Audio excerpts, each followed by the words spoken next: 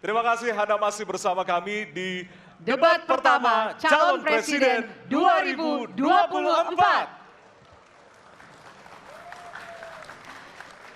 Hadirin, jika pada segmen sebelumnya pertanyaan dibuat oleh tim panelis, maka di segmen ini dan segmen selanjutnya pertanyaan murni dari para calon presiden.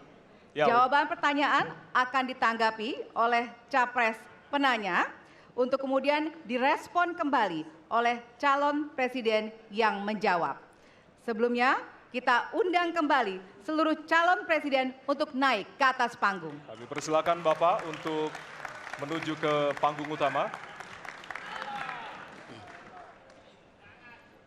Ya, dan untuk segmen ini, kesempatan pertama akan diberikan kepada calon presiden nomor urut 1 untuk bertanya kepada calon presiden nomor urut 2. Dan waktu Bapak 1 menit dimulai dari sekarang. Terima kasih. Pada tanggal 25, Pak Prabowo mendaftar ke KPU sebagai pasangan calon presiden, calon wakil presiden. Sesudah keputusan MK. Dan kemudian di MK dibentuk MK-MK. Yang hasilnya mengatakan bahwa terjadi pelanggaran etika berat yang menyebabkan keputusan yang dibuat oleh MK secara etika bermasalah. Kemudian Bapak punya waktu sampai dengan tanggal 13 November. Karena di situ adalah waktu terakhir untuk mengambil keputusan bila ada perubahan. Sesudah Bapak mendengar bahwa ternyata pencalonan persyaratannya bermasalah secara etika, pertanyaan saya, apa perasaan Bapak ketika mendengar bahwa ada pelanggaran etika di situ? Baik, waktunya habis. Kami berikan kesempatan kepada calon presiden nomor urut 2 untuk menjawab selama 2 menit. Waktunya dimulai dari sekarang. Jadi Mas Anies ya memang suatu perkembangan politik itu ada beberapa segi perspektif ya. Jadi tim saya, para pakar hukum yang mendampingi saya menyampaikan bahwa dari segi hukum tidak ada masalah. Masalah yang dianggap pelanggaran etika sudah diambil tindakan dan keputusan ya waktu itu oleh pihak yang diberi wewenang, kemudian sudah ada tindakan dan tindakan pun itu masih diperdebatkan karena yang bersangkutan masih memproses. Tetapi intinya adalah bahwa keputusan itu final dan tidak dapat dirubah. Ya, saya laksanakan ya. Dan kita ini bukan anak kecil, Mas Anies ya. Anda juga paham ya. Sudahlah ya. Sekarang begini. Intinya rakyat yang putuskan, rakyat yang menilai. Kalau rakyat tidak suka Prabowo dan Gibran, nggak usah pilih kami, saudara-saudara sekalian. Dan saya tidak takut tidak punya jabatan, Mas Anies. Sorry ya. Sorry ya.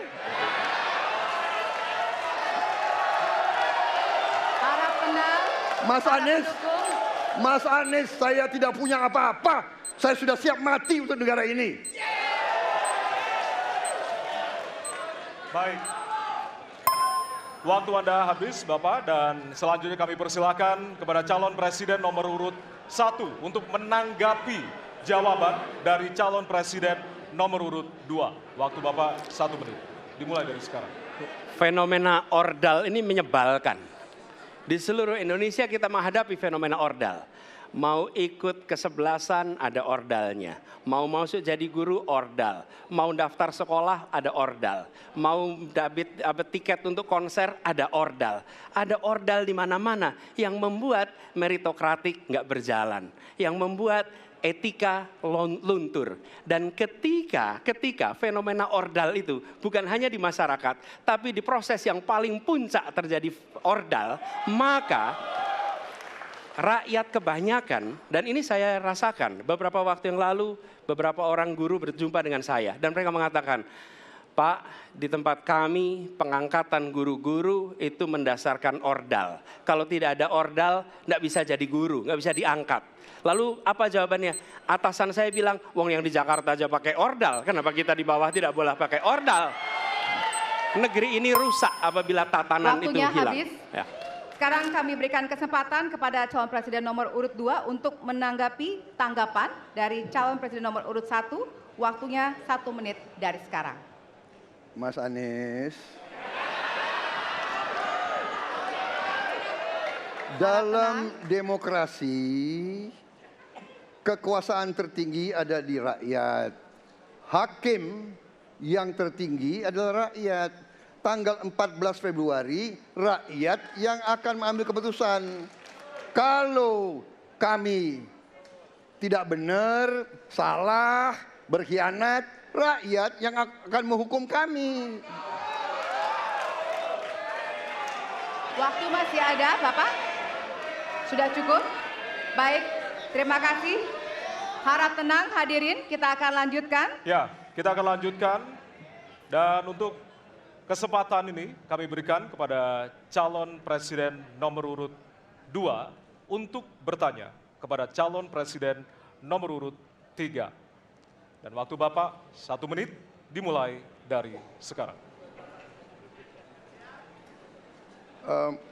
Mas Ganjar punya pengalaman sebagai gubernur.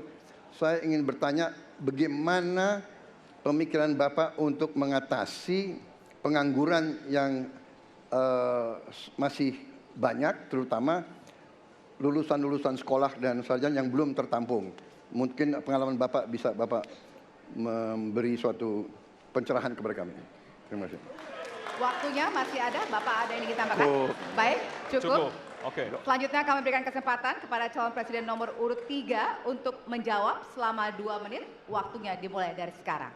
Makasih Pak Prabowo. Isu ini sangat kontekstual dan saya kira dari pertanyaan masyarakat begitu sulitnya mendapatkan pekerjaan. Ada beberapa poin Pak. Yang pertama adalah membuka ruang investasi yang cukup besar dengan cara memastikan penegakan hukumnya bisa berjalan baik, kepastian hukumnya berjalan dengan baik, transparan, akuntabel, mudah, murah, cepat dalam sebuah layanan. Tanpa itu dilakukan, mereka akan minggat dan mereka akan pergi, tidak mau datang. Yang kedua, ketika mereka datang, sudah masuk berinvestasi katakan, pusat-pusat pertumbuhan sudah diberikan kepada mereka oleh pemerintah dengan fasilitasi kawasan industri umpama, insentif pajak umpama, kemudahan perizinan, ease of doing business umpama, maka ketika kemudian itu sudah berjalan, Pak, yang mesti disiapkan adalah SDM. Ketangguhan SDM untuk menjemput itulah yang kita siapkan. Apa itu? Sekolah vokasi, nggak ada yang lain. Dan kemudian SDM inilah yang kita bisa pastikan bahwa mereka sampai dengan 12 tahun mesti sekolah dan gratis. Inilah yang kemudian bisa kita dorong untuk kemudian mereka bisa naik. Ada juga tindakan afirmasi sekaligus untuk menurunkan kemiskinan adalah setiap satu keluarga miskin kita kasih kesempatan satu anaknya sampai ke perguruan tinggi. Karena itulah yang akan membongkar dan kemudian memberikan ruang pekerjaan yang jauh lebih banyak kepada mereka. Maka peran-peran inilah yang mesti kita dorong. Kawasan industri Kendal sudah bekerja sama dengan 100-an lebih sekolah vokasi. Kawasan industri di Batang sedang kita siapkan, bahkan kita bangunkan sekolah. Kerjasama antara pusat, provinsi, kabupaten menjadi begitu penting untuk memfasilitasi itu dan kemudian tugas kita mensosialisasikan untuk mereka bisa terlibat di dalamnya. Baik. Ya, waktu Anda habis Bapak dan kami persilakan kepada calon presiden nomor urut 2 untuk menanggapi jawaban dari calon presiden nomor urut 3. Waktu Bapak 1 menit. Saya senang mendengar jawaban itu. Berarti Bapak bisa mengakui prestasi pemerintah Jokowi dalam mengembangkan KEK semua, mendorong hilirisasi, menciptakan lapangan kerja, mengundang investor-investor ke Jawa Tengah untuk menciptakan pertumbuhan ekonomi yang bermutu dan berkelanjutan. Terima kasih. Ya. Waktunya masih ada, Bapak? Cukup. Cukup. Baik, selanjutnya kita berikan kesempatan kepada calon presiden nomor urut 3 untuk menanggapi tanggapan dari calon presiden nomor urut 2. Waktunya 1 menit dari sekarang. Pak Prabowo, terima kasih. Ketika kami merancang kawasan-kawasan industri dan bagaimana percepatan itu kita lakukan, kami duduk dengan para menteri, bahkan kami duduk dengan presiden. Kami punya pikiran yang sama dalam merancang ini karena kita ingin menjemput 2045 sebagai negara maju, negara unggul. Itu yang harus kita ciptakan. Maka ketika kemudian soal setuju tidak setuju, kami hampir 10 tahun. Bahkan proyek-proyek strategis nasional yang ada di Jawa Tengah, saya bereskan, Pak. Karena itu bentuk tanggung jawab kami sebagai wakil pemerintah pusat di daerah, dan kami tahu posisi itu agar kita berada dalam satu barisan menjemput keunggulan Indonesia di 2045. Masih ada waktu, Bapak? Cukup. Cukup? Baik. Ya, dan selanjutnya kita akan berikan kesempatan calon presiden nomor urut 3 untuk bertanya kepada calon presiden nomor urut 1. Dan waktu Bapak 1 menit dimulai dari sekarang. Mas Anies pernah menjadi gubernur ibu kota. Dan hari ini menjadi isu publik, saya barusan dari IKN. Mas Anies, dengan berbagai kondisi yang ada di Jakarta, traffic jam, orang bermigrasi, bagaimana polusi yang terjadi, saya ingin dapat statement yang clear dari Mas Anies. Apa pendapat Mas Anies ketika kemudian Indonesia sentris itu ingin dibangun, mimpi besar anak bangsa sejak presiden sebelumnya ingin dibangun untuk memindahkan ibu kota dari Jakarta ke IKN. Silakan. Baik, waktunya masih ada, Bapak? Cukup. Cukup? Baik, terima kasih. Kemudian kami silakan calon presiden nomor urut 1 untuk memberikan jawaban selama 2 menit dimulai dari sekarang. Kalau ada masalah jangan ditinggalkan, diselesaikan. Itu filosofi nomor 1. Jadi ketika di Jakarta menghadapi masalah, maka masalah lingkungan hidup, masalah lalu lintas, kepadatan penduduk, ini harus diselesaikan. Ditinggalkan tidak kemudian membuat otomatis selesai. Justru ini yang harus dibereskan. Kalau kami melihat, begitu kita bicara lalu lintas, kontribusi aparat sipil negara di dalam kemacetan itu hanya 4-7%. Jadi nggak akan mengurangi kemacetan di sini. Yang kedua, soal lingkungan hidup. Kalau yang pindah itu pemerintah, bisnis, keluarga masih tetap di sini, masih tetap ada masalah.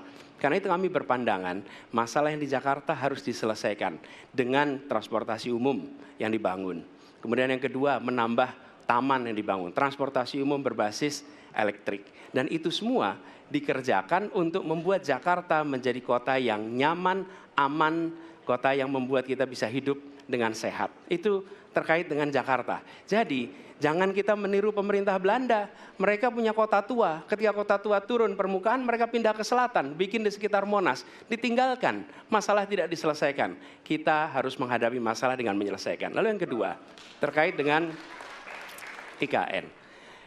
Ketika kita memiliki masalah yang masih urgen di depan mata kita, di Kalimantan sendiri, kebutuhan untuk membangun sekolah yang rusak sangat banyak.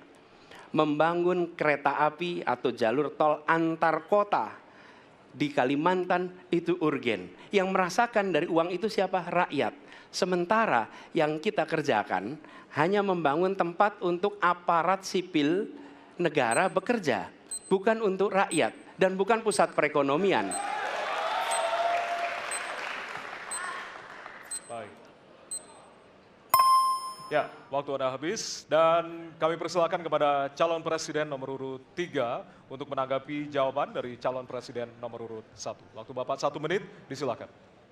Apakah boleh saya simpulkan kalau begitu Mas Anies dalam posisi yang oposisi terhadap beberapa kebijakan termasuk IKN menolak IKN dilanjutkan? Terima kasih. Cukup Waktunya? Bapak? Cukup. Baik. Baik, selanjutnya kami berikan kesempatan kepada calon presiden nomor urut 1 untuk menanggapi tanggapan dari calon presiden nomor urut 3. Waktunya 1 menit dari sekarang. Inilah salah satu contoh produk hukum yang tidak melewati proses dialog publik yang lengkap. Sehingga dialognya sesudah jadi undang-undang. Dan ketika dialognya sudah undang-undang, siapapun yang kritis dianggap oposisi, siapapun yang pro dianggap pro pemerintah. Kenapa? Karena tidak ada proses pembahasan yang komprehensif yang memberikan ruang kepada publik. Ini negara hukum, bukan negara kekuasaan. Dalam negara hukum, berikan ruang kepada publik untuk membahas sebuah peraturan sebelum dia ditetapkan. Tapi ini nada-nadanya seperti negara kekuasaan, di mana penguasa menentukan hukum. Dan kemudian dari situ kita berdebat pro kon. Kami melihat ada kebutuhan-kebutuhan urgen yang dibangun untuk rakyat. Kalau hari ini kita belum bisa menyiapkan pupuk lengkap, tapi pada saat yang sama kita membangun sebuah istana untuk presiden, di mana rasa keadilan kita? Oke. Waktunya sudah habis. Ya, dan kami masih ada satu segmen lagi. Untuk itu kami persilakan kepada bapak-bapak untuk kembali ke tempat duduk masing-masing. Masih ada satu segmen lagi. Baik, terima kasih Anda masih bersama kami di debat pertama calon presiden 2024. Ya, masih sama seperti segmen sebelumnya. Setiap calon presiden akan memberikan satu pertanyaan kepada calon presiden lainnya dan jawaban pertanyaan akan ditanggapi oleh calon presiden penanya untuk kemudian direspon kembali oleh calon presiden lainnya. Yang direspon adalah apa yang disampaikan oleh calon presiden lainnya. Dan kita akan undang kembali ketiga calon presiden 2024 untuk naik ke atas panggung. Kami persilakan kepada bapak-bapak untuk bisa menuju ke panggung utama. Dan kembali kami ingatkan kepada bapak-bapak calon presiden bahwasanya tema di malam hari ini terdiri dari beberapa subtema, yaitu pemerintahan, hukum, hak asasi manusia, pemberantasan korupsi, penguatan demokrasi, peningkatan pelayanan publik, penanganan disinformasi, dan kerukunan warga.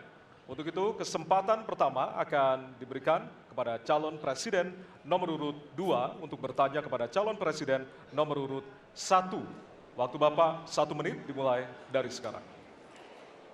Mas Anies pernah jadi gubernur 5 tahun di DKI. Anggaran DKI setahun sekitar 80 T. Jumlah penduduk Indonesia DKI 10 juta kira kurang lebih.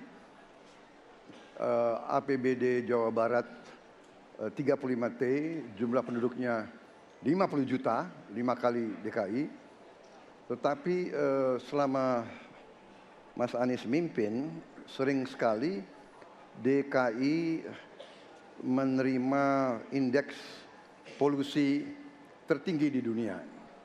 Bagaimana dengan anggaran 80 T, Pak Anies sebagai gubernur tidak dapat berbuat sesuatu yang berarti untuk mengurangi polusi?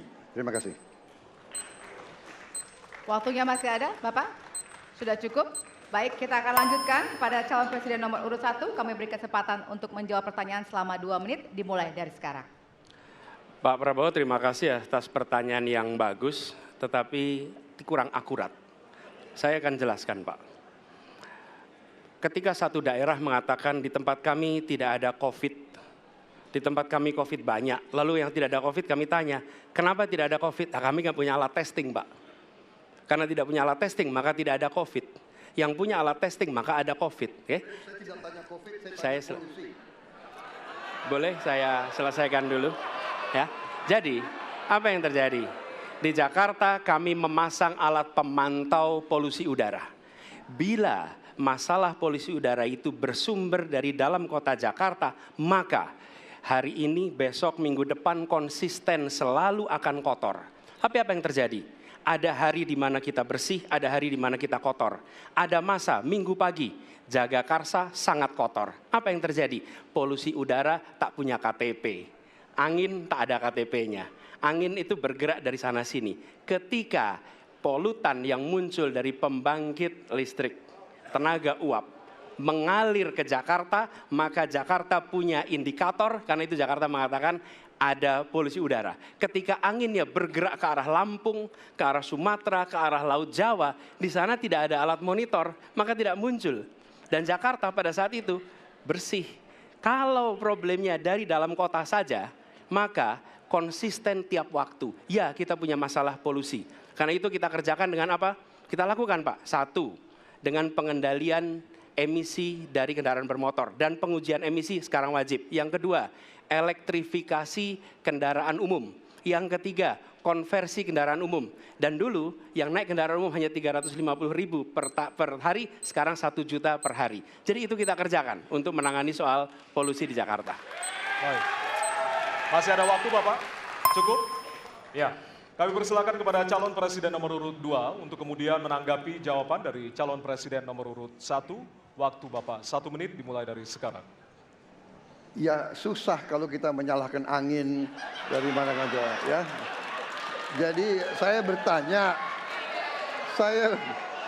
bertanya dengan anggaran segitu besar jumlah pendidik, langkah-langkah yang bisa dilakukan untuk dengan real dalam 5 tahun mengurangi polusi juga di mana rakyat Jakarta begitu banyak yang mengalami sakit pernafasan. Jadi saya kira kalau kita dengan gampang menyalahkan angin, hujan dan sebagainya, ya mungkin tidak perlu ada pemerintahan kalau begitu. Ya, terima kasih. Masih ada waktu? Akan menambahkan? Cukup. Baik, selanjutnya kami berikan kesempatan kepada calon presiden nomor urut 1 untuk menanggapi tanggapan dari calon presiden nomor urut 2. Waktunya 1 menit dimulai dari sekarang. Ya, inilah bedanya yang berbicara pakai data, yang berbicara pakai fiksi. Oke? Ini pakai data. Jadi ketika ditunjukkan, ya memang ada sumber polutan dari dalam kota. Tapi kalau sumber polutan itu hanya dari dalam kota, maka Pak pakai logika sederhana sekali. Jumlah motor dari hari ke hari sama, jumlah mobil dari hari ke hari sama. Maka harusnya angka polusinya sama setiap waktu. Betul tidak? Tapi jumlah motor sama, jumlah mobil sama, ada kita sangat polusi. Ada sisi sangat tidak polusi. Nanti kalau perlu saya kirimkan gambar satelitnya kepada Bapak. Supaya Bapak bisa menyaksikan. Dan inilah mengapa kita mengambil langkah itu pakai ilmu pengetahuan, pakai data, dan menggunakan saintis untuk terlibat. Kalau tidak pakai itu, maka nggak akan ada langkah yang benar. Dan ini kemudian saya teruskan Pak, bagaimana pengendalian itu dikerjakan untuk dalam Jakarta. Jika saya terpilih presiden, maka yang luar Jakarta saya kendalikan juga Pak. Baik. Terima kasih. Ya, dan selanjutnya kami akan beri kesempatan bertanya yang tentunya akan diberikan kepada calon presiden nomor urut 3 untuk bertanya ke calon presiden nomor urut 2. Waktu Bapak 1 menit dimulai dari sekarang. Izinkan saya harus membaca data untuk mengingatkan. Pak Prabowo karena nomor 2 saya pertanyaannya 2. Ada 12 kasus pelanggaran HAM berat yang sudah dikeluarkan mulai dari peristiwa 65, penembakan misterius, Talang Sari, penghilangan paksa sampai Wamena. Dan saya ingatkan tahun 2009 DPR sudah mengeluarkan 4 rekomendasi pada saat itu kepada Presiden. 1, membentuk pengadilan HAM ad hoc. Yang kedua, menemukan 13 korban penghilangan paksa. Yang keempat, memberikan kompensasi dan pemulihan. Dan yang keempat, meratifikasi konvensi anti penghilangan paksa sebagai upaya pencegahan. Pertanyaan saja 2. Kalau Bapak ada di situ, apakah akan membuat pengadilan HAM dan membereskan rekomendasi DPR? Pertanyaan kedua, di luar sana menunggu banyak ibu-ibu, apakah Bapak bisa membantu menemukan di mana kuburnya yang hilang agar mereka bisa berziarah? Saya persilakan.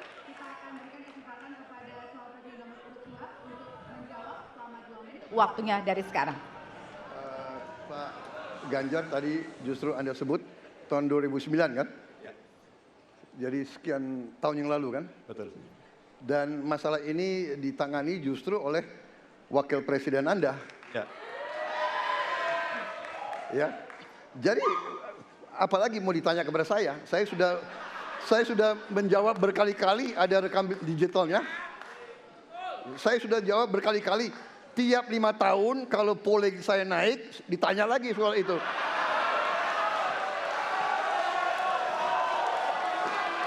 Bapak tahu data nggak? Bapak tanya ke Kapolda, tahun ini berapa orang hilang di DKI? Tahun ini, ya, ada mayat yang diketemukan baru beberapa hari yang lalu dan sebagainya. Come on, Mas Ganjar.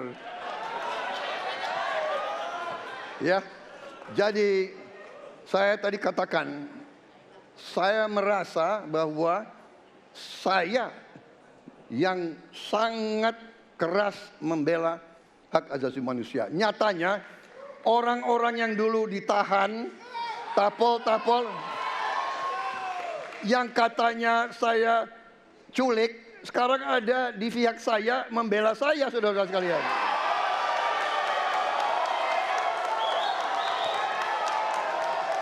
Jadi masalah HAM jangan dipolitisasi, Mas Ganjar, ya. Menurut saya, ya. Saya kira begitu jawaban saya. Masih ada waktu, Bapak. Kedua, Pak. Akan menambahkan? Cukup. Cukup, baik. Dan selanjutnya kami persilakan kepada calon presiden nomor urut 3 untuk menanggapi jawaban dari calon presiden nomor urut 2. Waktu Bapak 1 menit, dimulai dari sekarang. Pak Prabowo ini punya ketegasan yang luar biasa. Luar biasa. Tapi sayang pada dua jawaban ini sama sekali tidak punya ketegasan itu.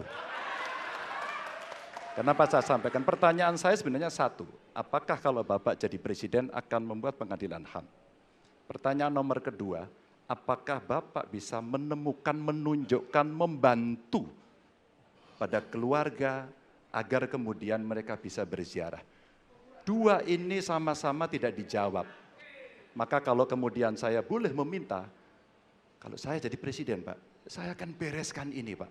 Agar kemudian dalam kontestasi pilpres berikutnya, ini tidak akan muncul lagi karena presidennya tegas menuntaskan pekerjaan itu pada eranya. Terima kasih. Waktunya masih ada, Bapak? Cukup. Cukup. Baik, kita berikan kesempatan kepada calon presiden nomor urut 2 untuk menanggapi tanggapan dari calon presiden nomor urut 3. Waktunya 1 menit dari sekarang. Loh, kok dibilang saya tidak tegas? Saya tegas akan menegakkan hak asasi manusia. Masalah yang Bapak tanyakan agak tendensius. Kenapa yang 13 orang hilang pada saat itu ditanya kepada saya? Itu tendensius, Pak Ganjar, ya. Itu tendensius. Dan wakil Bapak yang mengurus ini selama ini. Jadi kalau memang keputusannya mengadakan pengadilan HAM, ya kita adakan pengadilan HAM. Nggak ada masalah. Ya. Baik. Sudah, Pak? Masih ada waktunya, waktu? Pak? Sudah cukup, Ya. Pak Prabowo? Namanya usaha. Terima kasih. Sudah cukup? Baik. Oke. Ya, dan Harap selanjutnya tenang. kita akan menuju ke pertanyaan dan kali ini kesempatan bertanya akan diberikan kepada calon presiden nomor urut 1 untuk kemudian bertanya kepada calon presiden nomor urut 3. Waktu Bapak 1 menit dimulai dari sekarang. Ada dua peristiwa yang menarik perhatian dan perlu kita bahas di sini. Peristiwa Kanjuruhan dan peristiwa kilometer 50. Di situ proses hukum sudah dijalankan, tetapi rasa keadilan masih belum muncul. Pada saat ini kita menyaksikan masih banyak pertanyaan, bahkan keluarga-keluarga korban masih mempertanyakan. Karena itu, saya ingin bertanya kepada Pak Ganjar. Saya posisinya adalah ini harus dituntaskan. Ini harus bisa menghadirkan rasa keadilan. Bukan saja soal legalnya yang sudah diselesaikan. Saya ingin tanya posisi Pak Ganjar di dalam dua peristiwa ini. Terima kasih. Waktunya masih ada, Bapak? Sudah cukup? Oh, udah cukup. Baik. Baik. Terima kasih kepada calon presiden nomor urut 3. Kami berikan kesempatan untuk menjawab selama 2 menit. Waktunya dimulai dari sekarang. Terima kasih, Mas Anies. Saya kira dua isu itu menjadi public talks. Kanjuruhan. Kita bisa bertemu dengan para pencari fakta. Kita bisa melindungi korban. Kita bisa membereskan urusan mereka dari sisi keadilan korban. Termasuk di kilometer 50. Ketika kita bisa bereskan semuanya, maka kita akan naik dalam satu tahap. Apakah kemudian proses legal dan kemudian mencari keputusan yang adil bisa dilakukan? Jawaban saya, bisa. Jadi dalam pemerintahan ini mesti berani untuk tidak lagi menyandra persoalan-persoalan masa lalu sehingga berlarut-larut. Sehingga apa yang terjadi ketika muncul terus-menerus akan menjadi sensi terus, karena tidak pernah ada keputusan. Maka cara-cara ini mesti dihentikan dan kita mesti berani tegas. Kadang-kadang kita juga mesti harus berpikir dalam situasi yang lebih besar. Mari kita ciptakan kembali Undang-Undang KKR. Mari kita hadirkan kembali Undang-Undang KKR agar seluruh persoalan-persoalan pelanggaran HAM itu bisa kita bereskan dengan cara itu. Sehingga bangsa ini akan maju dan tidak lagi kemudian berpikir mundur karena persoalan-persoalan seperti itu yang tidak pernah dituntaskan. Kita harus tuntaskan itu. Baik. Masih tersisa waktunya Bapak? Cukup? Baik. Ya, dan kami silakan kepada calon presiden nomor urut 1 untuk menanggapi jawaban dari calon presiden nomor urut 3. Ya. Waktu Anda 1 menit Bapak. Ya, jawabannya kurang komprehensif karena masalahnya lebih kompleks dari itu Pak Ganjar. Tapi izinkan saya sampaikan, untuk seperti ini minimal saya melihat harus mengerjakan minimum 4 hal. 1 adalah memastikan bahwa proses hukum menghasilkan keadilan.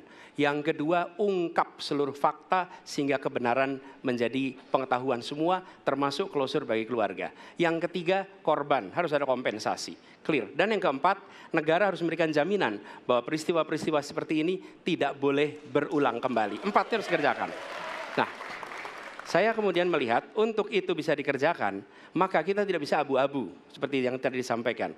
Saya melihat kalau begitu 4 ini harus dilakukan, berarti yang pertama mungkin kita harus melakukan investigasi ulang, melakukan review. Kita harus menyelamatkan institusi, memastikan bahwa institusi itu selamat. Saya ingin tahu apakah Pak Ganjar sependapat dengan pandangan saya. Terima kasih Pak Ganjar. Baik. Waktunya habis, selanjutnya kami berikan kesempatan kepada calon presiden nomor urut 3 untuk menanggapi tanggapan dari calon presiden nomor urut 1. Waktunya 1 menit dari sekarang. Soal komprehensi atau tidak komprehensif terkait dengan itu selera dan subjektif. Dari 4 hal tadi itu saya kira hampir semua pelindungan korban dilakukan. Saya sampaikan pencari fakta sudah pernah ada. Kalau kemudian tidak terjadi, tidak boleh terjadi lagi, saya kira itu value yang mesti dicontohkan. Kita kerjakan semuanya. Saya orang yang tidak pernah abu-abu, hitam putih, sat-set. Kami tidak pernah ragu-ragu, kami tidak pernah abu-abu, maka kami pun tadi mengklarifikasi pertanyaan kepada pasangan calon nomor 2, karena kami bukan orang yang menunda pekerjaan, menggantung pekerjaan untuk kemudian menjadi komoditas. Saya selesaikan itu. Masih ada waktunya Bapak? Akan Cukup. ditambahkan? Baik. Ya, dan kita berikan apresiasi kepada 3 calon presiden yang tadi sudah berdebat dan saling bertanya di kesempatan malam hari ini, Pak. Ya. Saya Valentina Sitorus. Saksikan program-program Kompas TV melalui siaran digital, pay TV, dan media streaming lainnya. Kompas TV, independen, terpercaya.